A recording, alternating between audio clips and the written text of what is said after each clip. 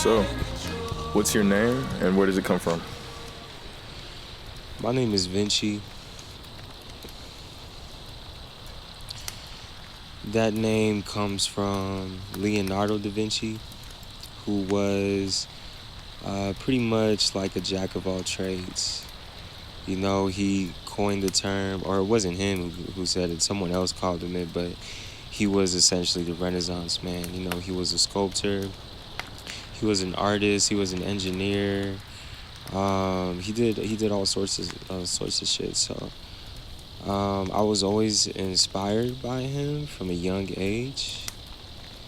So when it came to me being in a creative space, I wanted to embody that same energy, which is just, that multifaceted, just putting my hands on anything that I feel like could be helpful, just expression in its purest form.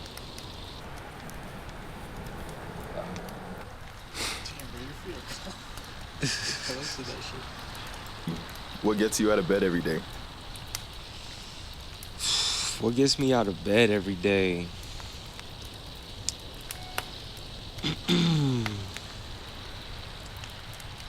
What gets me out of bed every day?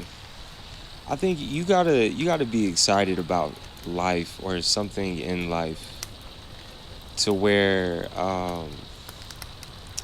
you feel motivated to do something.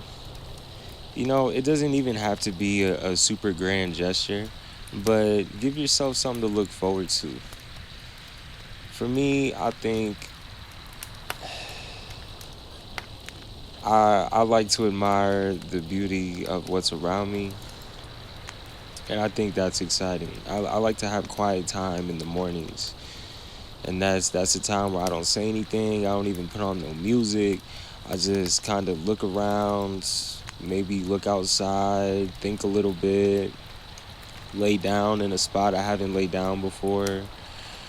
Um, yeah, I mean that's part of it, but on a more specific note, something that keeps me going on a daily basis, I would say just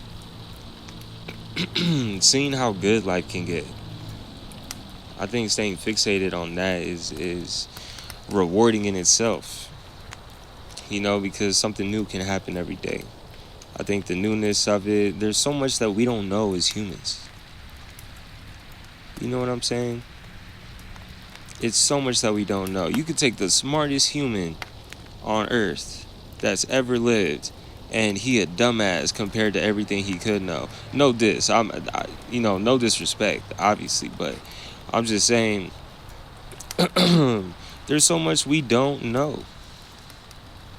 And of all the people to ever exist in the world, you're the only you.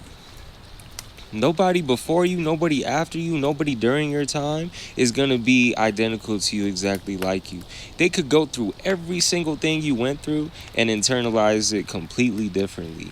You know what I'm saying? So we have such a unique filter when it comes to that type of thing that it's just, I don't believe in the saying there's nothing new under the sun. That's bullshit. For real though. Because there is something new and it's unique. It's unique to you. So I feel like because I'm here, because I'm on this earth, you know what I'm saying? It's almost like a duty to get up and go do something. That's all I gotta say about that. Hell yeah, dude. What would 17-year-old you have to say if he met you? 17-year-old me? Yes, sir. Oh my gosh.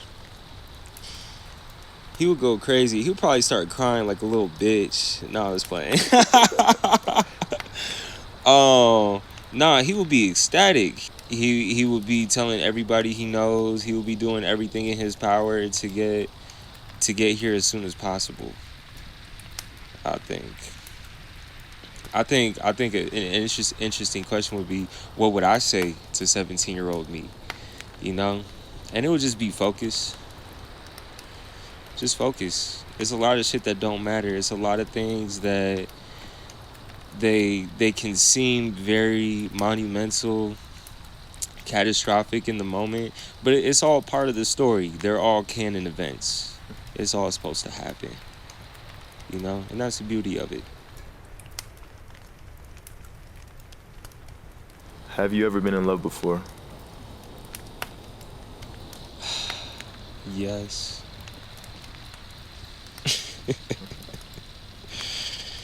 Yeah, I have, of course.